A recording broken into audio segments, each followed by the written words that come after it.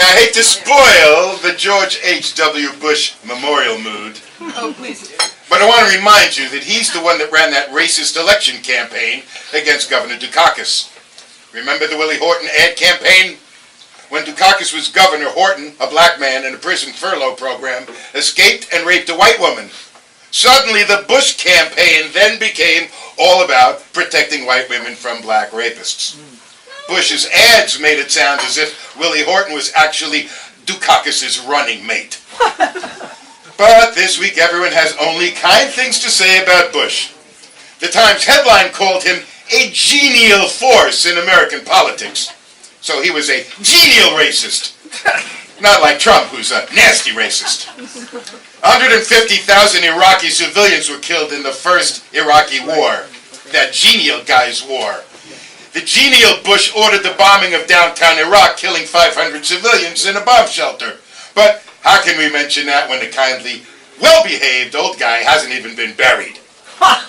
Would it be disrespectful of the not yet buried genial man to remind everyone of the work he did as Reagan's vice president running the Iran-Contra operation? This was a secret operation where he sold missiles to Iran and used the proceeds to fund Nicaraguan Contras, done secretly to keep anyone like us finding out, funding Nicaraguan terrorists killing civilians. So he was a war criminal. He funded terrorists. He escalated the racist war on drugs. He ignored the AIDS epidemic. He's got plenty of blood on his hands. Now, as the infomercial says, but that's not all. While I'm talking ill of the dead, I'll add that since the start of the hashtag #MeToo movement, 8 different women have come forward to claim that the former president grabbed them. Now, he didn't grab them like Trump, but in a genial way.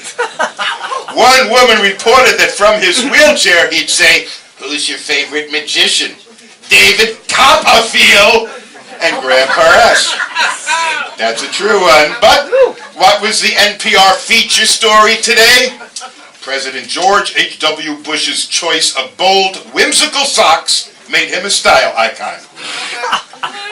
Yes, Trump hasn't even come close to doing the evil that Bush did, but Bush was so polite and his socks were so whimsical. He was also a real war hero, but as Trump said, I like my heroes not to have been shot down. If Trump were polite, would people forgive his policies of separating children from their parents at the border, or supporting racists and right-wing terrorists, or letting the Russians invade our democracy? Or does the press just have to feel they must be respectful to the dead president? So, in not too many years, there could be a Times obituary headline that says, "Abrasive yet authentic, Trump loved his family and loved America, which he just wanted to make great again." I know they won't mention the gassing of women and children in the headline. Trump's his spokesperson defended the gas attack by saying that they were using a special, weaker tear gas out of consideration for the children, who knew that there was a chemical warfare version of baby aspirin. This must be the St. Joseph's tear gas for children. Now, one Republican said, "It's just water and pepper. It's natural. You could actually put it on your nachos and eat it."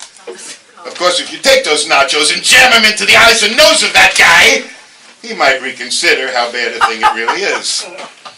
In just 2 years of the Trump presidency, the bar has been lowered so far that at this point, it's lying under a mound of dirt. Listen, this might look like some sort of rant, but it's a rehearsed and timed bit of stuff. So I want to thank you very much. And I would like to announce that next up is...